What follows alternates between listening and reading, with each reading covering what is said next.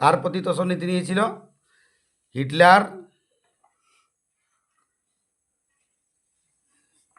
Mussolini.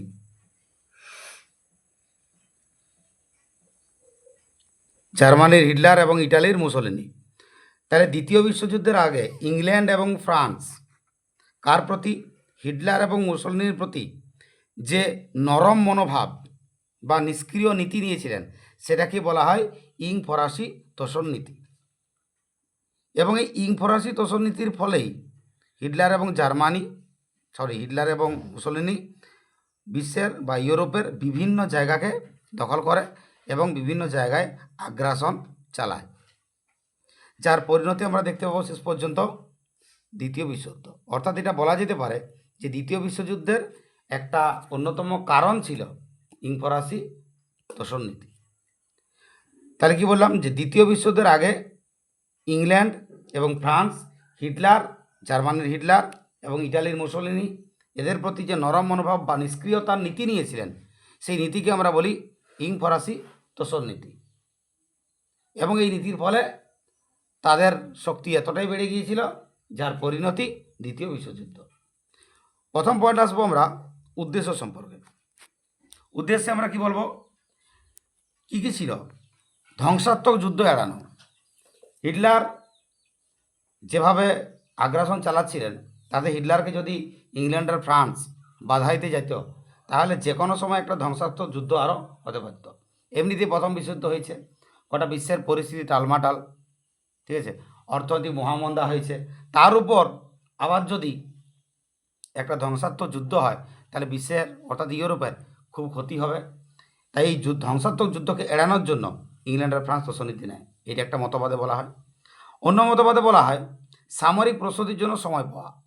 England এবং France চেয়েছিলেন যে হিটলার এই সময় বিভিন্ন দেশ নিয়ে আক্রমণ নিয়ে ব্যস্ত, এই সময় তারা নিজেদের শক্তিকে বৃদ্ধি করতে চেয়েছিল। কারা? ইংল্যান্ড আর ফ্রান্স। কারণ ও বিভিন্ন দেশ আক্রমণ করুক আর আমরা আমাদের সামরিক শক্তিকে বৃদ্ধি করব, পরে ওর উপর ঝাঁপিয়ে পড়ব। 3, সবচেয়ে প্রচলিত ইং ফরাসি তোষণ নীতির যে উদ্দেশ্যটা সবাই মনে করে সেটা হচ্ছে সাম্যবাদের বিস্তার রোধ। রাশিয়া যে আদর্শটা আমরা জানি বিশ্বের প্রথম সাম্যবাদী দেশ হচ্ছে রাশিয়া, সমাজতান্ত্রিক রাষ্ট্র হচ্ছে রাশিয়া। সেই সাম্যবাদের বিস্তারটাকে রোধ করতে চেয়েছিল কে? ইংল্যান্ড আর ফ্রান্স।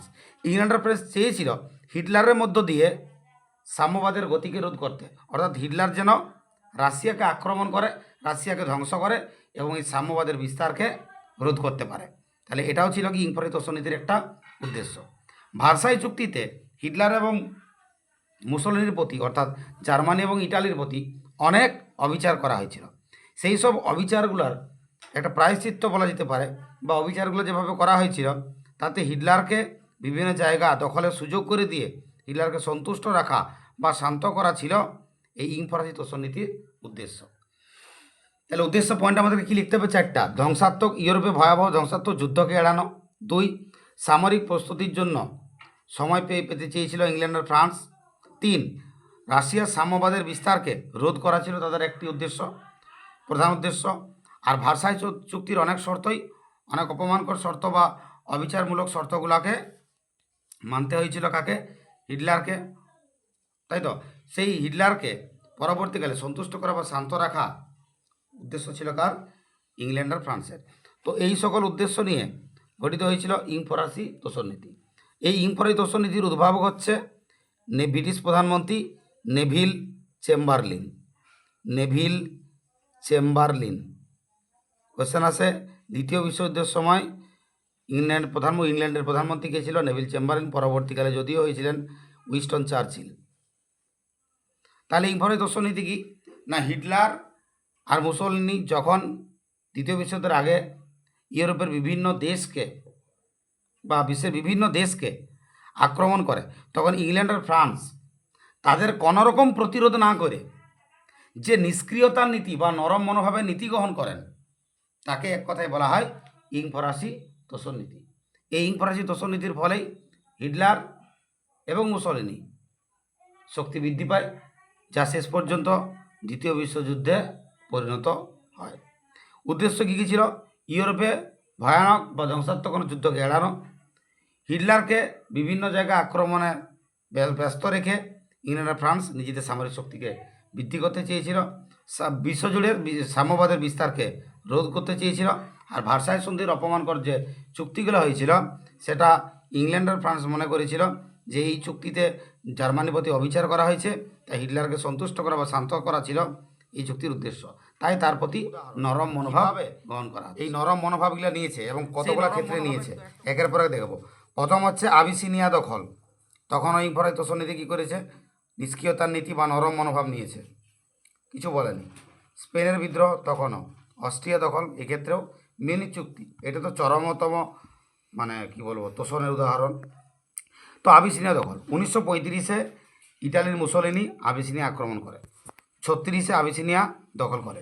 জাতিসংঘ ইটালিকে আক্রমণকারী বলে ঘোষণা করল এবং তার বিরুদ্ধে অর্থনৈতিক অবরোধ জারি করল যে সকল দেশ যেন ইটালির সাথে অর্থনৈতিকভাবে কোনো যোগাযোগ না রাখে। কিন্তু ইংল্যান্ড আর ফ্রান্স কী করলো? নানাভাবে ইটালিকে সাহায্য করতে শুরু করলো। তো এখান থেকে বোঝা যায় যে ইংল্যান্ড আর ফ্রান্স যখন জাতিসংঘ নির্দেশ দিল সব দেশকে যে অর্থনৈতিক অবরোধ ঘোষণা, তখন ইংল্যান্ড আর ফ্রান্স কী করলো? ইটালিকে সাহায্য করছে। অর্থাৎ এর দ্বারাই প্রমাণ হয় যে তারা কীভাবে ইংল্যান্ড আর ফ্রান্স কীভাবে ইটালিকে তোষণ করছে, অর্থাৎ ইটালির প্রতি নরম মনোভাব গ্রহণ করছে। তাহলে আবিসিনিয়া দখলে কী বলবে? যে ইটালির শাসক মুসোলিনি আবিসিনিয়া আক্রমণ করে 1935-এ, আবিসিনিয়া দখল করে 1936-এ এবং জাতিসংঘ ইটালিকে আক্রমণকারী বলে ঘোষণা করে এবং তার বিরুদ্ধে অর্থনৈতিক অবরোধ জারি করে। এবং ইংল্যান্ড আর ফ্রান্স এই অর্থনৈতিক অবরোধ না শুনে তাকে নানাভাবে সাহায্য করতে থাকে। বাস হয়ে গেল এটা তোষণের উদাহরণ। স্পেনের বিদ্রোহ, আমরা জানি স্পেনের বিদ্রোহ বা স্পেনের গৃহযুদ্ধে দুটো পক্ষ ছিল, একটা সরকার পক্ষ প্রজাতন্ত্রী সমাজতন্ত্রী, আর একটা বিদ্রোহী পক্ষ যার নেতা ছিলেন জেনারেল ফ্রাঙ্কো। তো এই ক্ষেত্রে কী হয়েছিল? আমরা এটাকে ক্ষুদে বিশ্বযুদ্ধ চিনি নামে বা দ্বিতীয় বিশ্বযুদ্ধের মহড়াও বলি স্পেনের গৃহযুদ্ধকে। কিন্তু এই যুদ্ধে ইংল্যান্ডের, ইটালি আর জার্মানি এরা জেনারেল ফ্রাঙ্কোকে সাহায্য করে। তো স্বাভাবিকভাবেই সরকার পক্ষকে সাহায্য করা উচিত ছিল কাদের? মিত্রশক্তির। কিন্তু এখানে কী হয়েছিল? ইটালি আর জার্মানি জেনারেল ফ্রাঙ্কোকে সাহায্য করলেও সরকার পক্ষকে কেবল শুধু রাশিয়া সাহায্য করেছিল। ইংল্যান্ড আর ফ্রান্স কিন্তু নীরব ছিল। ইংল্যান্ড আর ফ্রান্স কিন্তু সাহায্য করেনি সরকার পক্ষকে, কারণ তারা ইটালি আর জার্মানির প্রতি তখনও পর্যন্ত বিরোধিতা করতে চায়নি, কারণ তারা তোষণ নীতিতে বিশ্বাসী ছিল। সেই মুহূর্তে তারা ইটালি আর জার্মানিকে কী করছিল? তোষণ করছিল। তাই যখন স্পেনের গৃহযুদ্ধে ইটালি আর জার্মানি বিদ্রোহী নেতা জেনারেল ফ্রাঙ্কোকে সাহায্য করে এবং সরকার পক্ষকে সাহায্য করে রাশিয়া, তখন সরকার পক্ষে রাশিয়া সাহায্য দেশ হয়ে ইংল্যান্ড আর ফ্রান্স কিন্তু আসেনি। কারণ ইংল্যান্ড আর ফ্রান্স যদি সরকার পক্ষকে সাহায্য করতো তাহলে তাই ইটালি আর জার্মানির বিরোধিতা করা হতো, কিন্তু সেটাতে তারা রাজি ছিলেন না। তাই ইটালি আর জার্মানির বিরোধিতা করতে পারবে না বলেই তারা সরকার পক্ষকে সমর্থন করেনি, অর্থাৎ তারা কী ছিল? নিরপেক্ষ ছিল। তাহলে এটাও চরমতম একটা উদাহরণ বলা যেতে পারে স্পেনের বিদ্রোহে। তাই স্পেনের বিদ্রোহে আমরা কী দেখতে পাচ্ছি না, স্পেনের গৃহযুদ্ধে দুই পক্ষ ছিল, একটা সরকার পক্ষ, একটা বিদ্রোহী পক্ষ। বিদ্রোহী পক্ষের নেতা ছিল জেনারেল ফ্রাঙ্কো। ইটালি আর জার্মানি জেনারেল ফ্রাঙ্কোকে বিভিন্নভাবে সাহায্য করে, সামরিক সাহায্য পাঠায়। এদিকে রাশিয়াও কি পাঠায়?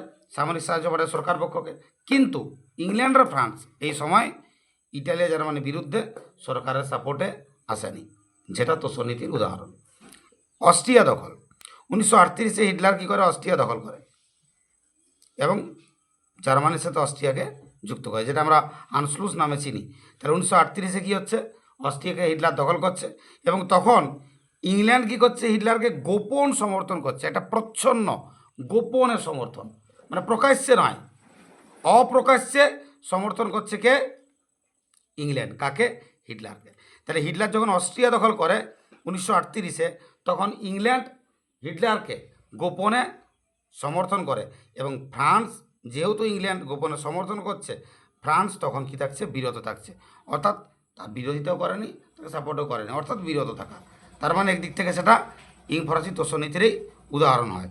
তাহলে যখন ইংল্যান্ড 1938-এ জার্মানি 1938-এ অস্ট্রিয়া আক্রমণ এবং দখল করে, তখন ইংল্যান্ড তাকে গোপনে সাহায্য করতে থাকে এবং ফ্রান্স তখন অবিরত থাকে।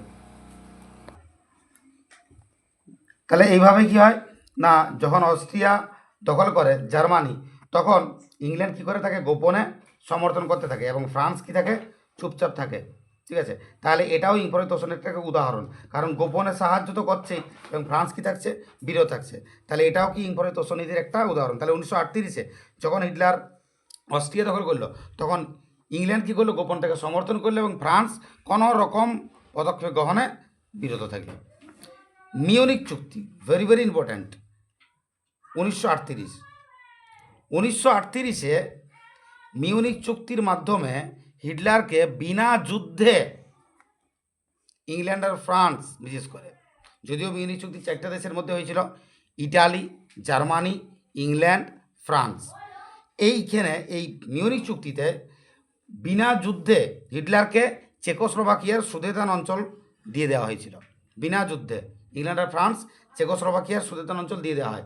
এটা মিউনিক চুক্তির একটা চরমতম উদাহরণ, যে কতটা তোষণ করেছে, কতটা নরম মনোভাব নিয়েছে হিটলারের উপর ইংল্যান্ড আর ফ্রান্স, সেটা মিউনিক চুক্তি দিয়ে বোঝা যায়। কারণ হিটলার কোনো যুদ্ধ না করেই সুদেতান অঞ্চল পেয়ে গিয়েছিল চেকোস্লোভাকিয়ার। তো এগুলোই হচ্ছে তোষণ নীতির উদাহরণ। তাহলে একবার দেখে নিই ইম্পোর্টের তোষণ নীতি। দ্বিতীয় বিশ্বযুদ্ধের আগে ইটালির মুসোলিনি, জার্মানির হিটলার যখন একের পর এক বিভিন্ন দেশে আগ্রাসন চালায় এবং দখল করে, তখন ইংল্যান্ডের ফ্রান্স কোনোরকম প্রতিরোধ না করে যে নরম মনোভাব বা নিষ্ক্রিয়তার নীতি নিয়েছিল, সেটাকে আমরা বলবো ইংফরাসি তোষণ নীতি। এবং ইংফরাসি তোষণ নীতি নেওয়ার ফলে হিটলার এবং মুসোলিনি এতটাই শক্তি বেড়ে গিয়েছিল যে তার পরিণতি ছিল দ্বিতীয় বিশ্বযুদ্ধ। এই ইংফরাসি তোষণ নীতির কয়েকটা উদ্দেশ্য ছিল, কী ধ্বংসাত্মক যুদ্ধ এড়ানো, সামরিক প্রস্তুতির জন্য সময় পেতে চেয়েছিল ইংল্যান্ড আর ফ্রান্স, সাম্যবাদের বিস্তার বিশ্বজুড়ে রোধ করতে চেয়েছিল ইংল্যান্ড আর ফ্রান্স, এবং ইংল্যান্ড ফ্রান্স মনে করেছিল যে ভাষা চুক্তির দ্বারা জার্মানির প্রতি অনেক অবিচার করা হয়েছে, তাই হিটলারকে তারা কিছু জায়গা দখল করতে দিয়ে হিটলারকে তারা সন্তুষ্ট বা শান্ত করতে চেয়েছিল। তাহলে যুদ্ধ এড়ানো, সামরিক প্রস্তুতি, নিজেদের সামরিক শক্তিকে বৃদ্ধি করতে চেয়েছিল ইংল্যান্ড ফ্রান্স, যুদ্ধ এড়ানো, শক্তি বৃদ্ধি, সাম্যবাদের বিস্তার রোধ এবং হিটলারকে সন্তুষ্ট বা শান্ত রাখা। কী কী দেখতে পাবো উদাহরণে, একের পর এক। আবিসিনিয়া দখল, যখন 1935-এ ইটালির আবিসিনিয়া আক্রমণ করলো ইটালি, তখন আর 1936-এ কী করলো, দখল করলো। তখন ইটালিকে আক্রমণকারী বলে ঘোষণা করলো কে, জাতিসংঘ। তখন কী করলো, এবং জাতিসংঘ ঘোষণা করলো ইটালির বিরুদ্ধে অর্থনৈতিক অবরোধ জারি করলো। তখন ইংল্যান্ড আর ফ্রান্স সে অবরোধ না মেনে ইটালিকে বিভিন্নভাবে সাহায্য করতে থাকে। স্পেনের গৃহযুদ্ধে সরকার পক্ষ বিদ্রোহ পক্ষের মধ্যে যে গৃহযুদ্ধ বেঁধেছিল, সেই গৃহযুদ্ধে বিদ্রোহী পক্ষকে সাহায্য করে ইটালি, জার্মানি। স্বাভাবিকভাবে সরকার পক্ষকে মিত্রশক্তি সাহায্য করা উচিত, কিন্তু সেখানে রাশিয়াই কেবল সাহায্য করেছিল, ইংল্যান্ড আর ফ্রান্স চুপ ছিল। এটাও একটা তোষণ নীতির উদাহরণ। অস্ট্রিয়া দখল, 1938 যখন হিটলার অস্ট্রিয়া দখল করলো, তখন ইংল্যান্ড তাকে কী করলো, গোপনে সমর্থন করলো, কাকে, জার্মানিকে, এবং ফ্রান্স চুপচাপ থাকলো, অর্থাৎ নিরপেক্ষ থাকলো, কোনো সিদ্ধান্ত গ্রহণ করলো না। মিউনিক চুক্তি, ইংফরাসি তোষণ নীতির এক চরমতম উদাহরণ হলো কি, মিউনিক চুক্তি। এই 1938-এ মিউনিক চুক্তির দ্বারা হিটলারকে বিনা যুদ্ধে চেকোস্লোভাকিয়ার সুদেতের অঞ্চল দান করা হয়, যার ফলে ইংফরাসি তোষণ নীতি যে কতটা ভয়ঙ্কর রূপ নিয়েছে তা বোঝা গিয়েছিল এই মিউনিক চুক্তিতে। আমরা কি দেখব লাস্ট অবধি, উপসংহারে। এবার আসছি আমরা উপসংহারে কি বলবো এই নোটটাতে, যে ইংল্যান্ড আর ফ্রান্স কেন তোষণ নীতি নিয়েছিল, কারণ তার কাছে সাম্যবাদটা বেশি বিপজ্জনক মনে হয়েছিল। ফ্যাসিবাদ নাৎসিবাদের চেয়ে সাম্যবাদ তার কাছে বেশি বিপজ্জনক লেগেছিল, তাই সে ইংফরাসি তোষণ নীতি নিয়েছিল। তাহলে ইংল্যান্ড আর ফ্রান্স তোষণ নীতি কেন নিচ্ছে, যে বিশ্বজুড়ে যে সাম্যবাদ ছড়িয়ে পড়ছে তা খুবই ভয়ঙ্কর ফ্যাসিবাদ এবং নাৎসিবাদের চেয়ে। এই ধারণাটা কাদের মনে ঢুকে গিয়েছিল, ইংল্যান্ড আর ফ্রান্সের মনে, তাই তারা জার্মানি এবং ইটালির প্রতি তোষণ নীতি নিয়েছিল। তারা ভেবেছিল যে তাদের প্রতি তোষণ নীতি নেওয়া গেলে তাদের হাত ধরে রাশিয়াকে তারা ধ্বংস করবে এবং বিশ্বজুড়ে সাম্যবাদের গতি রোধ হবে, কিন্তু সেটা হয়নি, যার পরিণতি ছিল অত্যন্ত ভয়ঙ্কর। এই তোষণ নীতির ফলে হিটলার এবং মুসোলিনি এতটাই বেড়ে ওঠে যে তারা বৃহত্তর শক্তিধর রাষ্ট্রে পরিণত হয়, যার পরিণতি দ্বিতীয় বিশ্বযুদ্ধ এবং হিটলারের একের পর এক আগ্রাসী নীতির ফলে জার্মানির বৃহত্তর শক্তি বৃদ্ধি, এগুলো আমরা দেখতে পাবো দ্বিতীয় বিশ্বযুদ্ধের পর্যায়ে। তাহলে ইংফরাসি তোষণ নীতি কী কী পয়েন্ট আমাদেরকে দিতে হচ্ছে, কে শর্টে দেখতে হবে এটা, ইংফরাসি তোষণ নীতি কে উদ্ভাবক ছিলেন, নেভিন চেম্বারলিন, কে নিচ্ছে, ইংল্যান্ড আর ফ্রান্স, কার প্রতি নিচ্ছে, ইটালি আর মুসোলিনির প্রতি, এর উদ্দেশ্য কী কী, কখন নিচ্ছে, দ্বিতীয় বিশ্বযুদ্ধের আগে, উদ্দেশ্যগুলো কী কী, এর উদাহরণ কী কী, আবিসিনিয়া দখল, স্পেনের বিদ্রোহে চুপচাপ থাকা বা বিশেষ করে নিরপেক্ষ থাকা, অস্ট্রিয়া দখলে গোপনে সমর্থন, মিউনিক চুক্তিতে বিনা যুদ্ধে জায়গা দিয়ে দেওয়া, এগুলোর মাধ্যমে আমরা দেখতে পাই যে হিটলার আর মুসলিনের প্রতি কীভাবে ইংল্যান্ড আর ফ্রান্স তোষণনীতি নিয়েছিল। উপস আমরা দেখতে পাবো কেন এই ব্যাপারটা, যে হিটলার আর মুসলিনের চেয়ে সাম্যবাদ বেশি বিপজ্জনক, এই ধারণাটা কাদের ছিল? ইংল্যান্ড আর ফ্রান্সের। এই ধারণা থেকেই তারা তোষণনীতি নিয়েছিল, কারণ তারা মনে করেছিল যে হিটলারের মাধ্যমেই রাশিয়াকে ধ্বংস করে সাম্যবাদের বিস্তারকে রোধ করা যাবে। কিন্তু যদিও বাস্তবে তার পরিণতি হয়েছিল উল্টা, পরিণতি হয়েছিল খুবই ভয়ঙ্কর, যার পরিণতি বলা যেতে পারে সেকেন্ড ওয়ার্ল্ড ওয়ার নামক একটি এক ভয়াবহ যুদ্ধ। দ্বিতীয় বিশ্বযুদ্ধ, তারপর চ্যাপ্টারের আর একটা 4 নম্বরের প্রশ্ন, ইটালির আবিসিনিয়া আক্রমণ। এখান থেকে এই প্রশ্নটা দুরকমভাবে দেই পরীক্ষাতে, যে ইটালির আবিসিনিয়া আক্রমণের কারণ বা উদ্দেশ্যগুলি লেখো এবং ইটালির আবিসিনিয়া আক্রমণ বিবরণ দাও। যেরকমভাবেই প্রশ্নটা দুঃখ পুরোটা লিখে দেবে, কোনো চাপ নাই। তো ইটালির আবিসিনিয়া আক্রমণ জানতে গেলে আমাদেরকে আবিসিনিয়া দেশটা সম্পর্কে জানতে হবে। আবিসিনিয়ার অপর নাম হচ্ছে ইথিওপিয়া, ঠিক আছে, যেটা উত্তর আফ্রিকায় অবস্থিত। এই দেশটাকে আক্রমণ করে 1935-এ মুসোলিনি, ইটালির শাসক মুসোলিনি। তো এটার আক্রমণ করার পিছনে, আবিসিনিয়ার আক্রমণের পিছনে ইটালির উদ্দেশ্যগুলো কী কী ছিল? এক, 1896-তে এডওয়ার নামক একটা যুদ্ধে, মানে ইটালি 1896 খ্রিস্টাব্দেও আবিসিনিয়া আক্রমণ করেছিল। 1896-এ, আমরা যেটা সালটা পড়ছি এখন 1935, তার অনেক বছর আগে, প্রায় 40 বছর আগে ইটালি আবিসিনিয়া আক্রমণ করেছিল একবার। তখন যে যুদ্ধটা হয়েছিল ইটালির সাথে আবিসিনিয়ার, যার নাম এডওয়ার যুদ্ধ, এই যুদ্ধে এটাকে প্রথম ইথিওপিয়ান যুদ্ধ নামেও পরিচিত বলা হয়। ঠিক আছে, তাহলে 1896 খ্রিস্টাব্দে যে এডওয়ার যুদ্ধ হয়েছিল, সেই এডওয়ার যুদ্ধে পরাজিত হয়েছিল কে? ইটালি। সেই পরাজয়ের প্রতিশোধ নেওয়ার জন্য আরও একবার আক্রমণ এবং দখল করার উদ্যোগ নিয়েছিল কে? মুসলিম। তাহলে এক কথায় পরাজয়ের প্রতিশোধ নেওয়া। কিসের পরাজয়? না, 1896-এ আবিসিনিয়া আক্রমণ করেছিল ইটালি এবং এডওয়ার যুদ্ধে পরাজিত হয় ইটালি, আর সেই পরাজয়ের প্রতিশোধ গ্রহণের জন্য সে পুনরায় আবিসিনিয়া বা ইথিওপিয়া আক্রমণ করে। বাসস্থান ও কর্মসংস্থান, ইটালিতে কী হয় না, ক্রমবর্ধমান জনসংখ্যা বৃদ্ধি হতে থাকে, যার ফলে বাসস্থানের দরকার হয়। প্রচুর মানুষের কর্মসংস্থান, কাজ দরকার হচ্ছে, কারণ জনসংখ্যা বাড়া মানে কী হবে, যে কাজের দরকার, বাসস্থান দরকার। তো এই বাসস্থান এবং কাজ দরকার, এইটার উদ্দেশ্যে সে কী করেছিল, একটা জায়গা তার দখল করার দরকার হচ্ছিল, যেখানে সে তার দেশের মানুষকে বসবাস করতে দেবে, যেখানে সে ওইখানে কর্মসংস্থান করতে পারবে। তো এই বাসস্থান এবং কর্মসংস্থানের জন্যও সে আবিসিনিয়া আক্রমণ করেছিল। কাঁচামাল, ইটালি শিল্পের জন্য আমরা দেখেছি যে যখন শিল্পবিপ্লব হয়েছিল, শিল্পবিপ্লবের বিভিন্ন যে উপনিবেশ দখল, তার দুটো প্রধান উদ্দেশ্য ছিল কাঁচামাল সংগ্রহ আর বাজার দখল। তাহলে ইটালি থেকে কাঁচামাল সংগ্রহের, আবিসিনিয়া থেকে কাঁচামাল সংগ্রহের উদ্দেশ্যে সে কী করেছিল, ইথিওপিয়া বা আবিসিনিয়া আক্রমণ করেছিল। তাহলে এক কথায় শিল্পের বিকাশের জন্য কাঁচামাল দখল এবং বাজার দখল, এই দুটোতেই করলে কী হবে না, ইটালি শিল্প জোয়ারের মতো ফুলে উঠবে। তাহলে ইটালি তার শিল্পের বিকাশের জন্যে প্রয়োজন ছিল তার কাঁচামালের এবং বাজার দখলের, যা ইথিওপিয়ার মাধ্যমে সে সেই শখটা পূরণ করতে চেয়েছিল।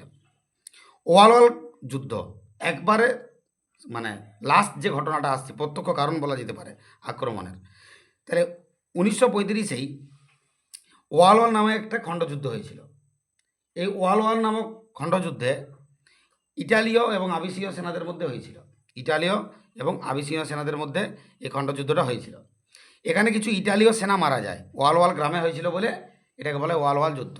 তাহলে ইটালি আবিসিনিয়ার মধ্যে একটা খণ্ডযুদ্ধ হয়েছিল, সেই যুদ্ধে কিছু ইটালীয় সেনা মারা গিয়েছিল, যার জন্য ইটালি আবিসিনিয়াকে দায়ী করে এবং আবিসিনিয়া আক্রমণ করে এবং দখল করে। অবস্থান, ভৌগোলিক দিক থেকে আবিসিনিয়া এমন একটা অবস্থানে ছিল, ইটালি স্বপ্ন দেখেছিল যে একটা রাজ্য গঠনের, কীরকম রাজ্য, পূর্ব আফ্রিকা রাজ্য গঠনের স্বপ্ন দেখেছিল কে? ইটালি। ঠিক আছে, পূর্ব আফ্রিকা রাজ্য, মনে রাখবে ভালো করে, পূর্ব আফ্রিকা রাজ্য। তাহলে আমরা আগেই বলেছি এটা উত্তর আফ্রিকার মধ্যে চলছে।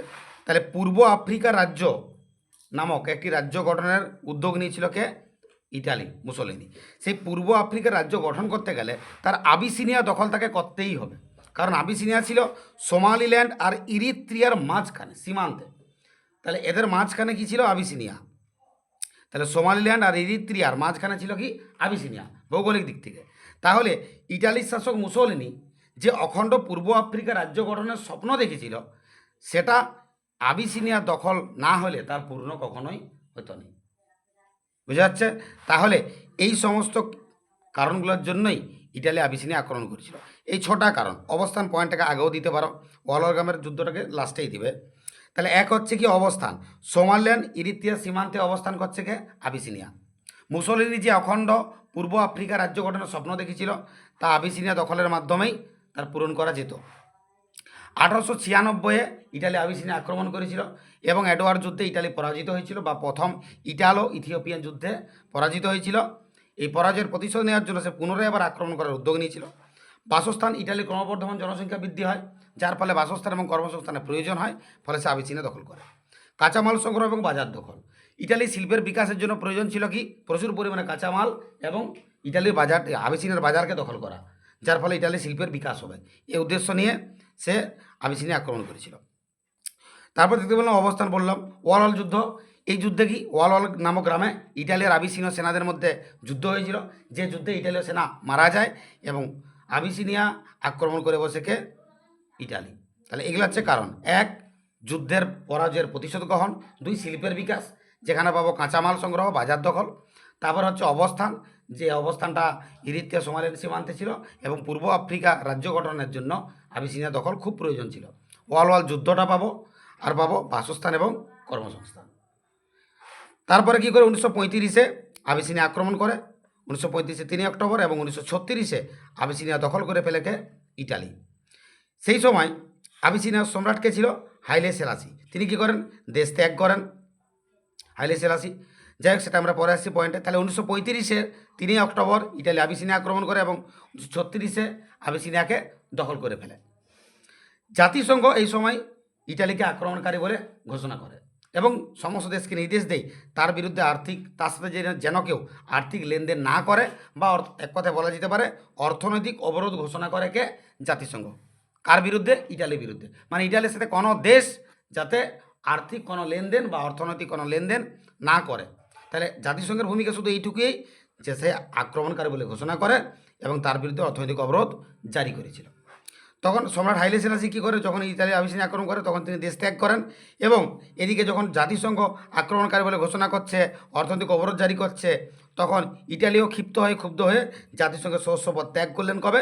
1937-এ। এবং জাতিসংঘ নীরব দর্শকের মতো সেটা দেখতে থাকে, তার কিছু করার থাকেনি। তার দুর্বলতা সবাইয়ের সামনে, পুরো পৃথিবীর সামনে তার দুর্বলতা প্রমাণিত হয়। তাহলে আমরা কি দেখতে পাচ্ছি? যে ইটালির আবিসিনিয়া আক্রমণ সম্পর্কে, আবিসিনিয়ার অপর নাম হচ্ছে ইথিওপিয়া, যেটা উত্তর আফ্রিকাতে অবস্থিত। এটা মুসলিন আক্রমণ করেছিল 1935-এ। এই আক্রমণের বিভিন্ন উদ্দেশ্য ছিল: পূর্বে যুদ্ধের পরাজয়ের প্রতিশোধ গ্রহণ, বাসস্থান এবং কর্মসংস্থান, শিল্পের বিকাশ, কাঁচামাল সংগ্রহ, বাজার দখল, ওয়ালওয়াল নামের খণ্ডযুদ্ধ এবং পূর্ব আফ্রিকা রাজ্য গঠনের স্বপ্ন পূরণ। অর্থাৎ বলা যেতে পারে তার অবস্থানটা এমন একটা জায়গায় ছিল যে ইটালীয় যে পূর্ব আফ্রিকা রাজ্য গঠনের স্বপ্ন দেখেছিল, তা আবিসিনিয়া দখল না করলে সম্পূর্ণ হচ্ছিল না। ধরো দুটো ঘরের মাঝখানে, ধরো তুমি একটা জায়গা কিনেছো, দুটো ঘরের মাঝখানে একটা জায়গা পড়ে গেছে, তাহলে সেই জায়গাটাকে স্বাভাবিকভাবে তুমি যদি না কিনো বা দখল করো, তাহলে তুমি পুরো ঘরটা কমপ্লিট করতে পারবে না। ঠিক সেরকমভাবেই সে ওই পূর্ব আফ্রিকা রাজ্যটা কমপ্লিট হতো না যদি আবিসিনিয়াটা দখল না করে। এবার বলবে যে আক্রমণ, 1935-এ আক্রমণ, 3 অক্টোবর এবং 1936-এ দখল। তারপর কি? জাতিসংঘের আক্রমণকারী বলে ঘোষণা করেছিল এবং জাতিসংঘ কী করলো? তার বিরুদ্ধে আর্থিক লেনদেনের ঘোষণা করলো এবং তার বিরুদ্ধে যাতে কেউ আর্থিক লেনদেন না করে এবং অর্থনৈতিক অবরোধ, যেটাকে আমরা বলি এক কথায় অর্থনৈতিক অবরোধ ঘোষণা করেছিল কে? জাতিসংঘ। তখন তারপরে কী করলো? সম্রাট হাইলে সেলাসি, তখন আবিসিনিয়ার সম্রাট কে ছিল? হাইলে সেলাসি। শর্টে আসে, সেই সময় আবিসিনিয়ার সম্রাট কে ছিল? হাইলে সেলাসি। শর্টের স্ট্রাকচার আমাদের দেওয়া থাকবে, যদি কারো দরকার হয় নাম্বারে যোগাযোগ করবে। তাহলে সেই সময় হাইলে সেলাসি কী করে? দেশ ত্যাগ করে এবং 1937-এ জাতিসংঘের সদস্যপদ ত্যাগ করে। কারণ জাতিসংঘের সাথে তার সম্পর্ক মোটেই ভালো ছিল না, কারণ যখনই অর্থনৈতিক অবরোধ জারি করলো ইটালি রাগ হলো, তার পরের বছরই সে কী করলো? সদস্যপদ ত্যাগ করলো এবং এর ফলে তার দুর্বলতাটা প্রমাণ হলো। কার? জাতিসংঘের দুর্বলতা। কারণ জাতিসংঘ ইটালির বিরুদ্ধে কোনো ব্যবস্থাই নিতে পারেনি, যার ফলে দ্বিতীয় বিশ্বযুদ্ধের দিকে পুরো পৃথিবী এগোতে থাকে। ঠিক আছে, এখানে নোট কমপ্লিট হলো। যদি নোটসের দরকার হয় বা শর্টের কোনো স্ট্রাকচারের দরকার হয়, আমাদের পুরো শর্টটাই, পুরো যে কোনো শর্ট, সব শর্ট স্ট্রাকচার ওয়াইজ করতে হবে। ঠিক আছে, স্ট্রাকচার ওয়াইজ পিডিএফে দেওয়াই আছে, যদি কারো দরকার হয় যোগাযোগ করবে।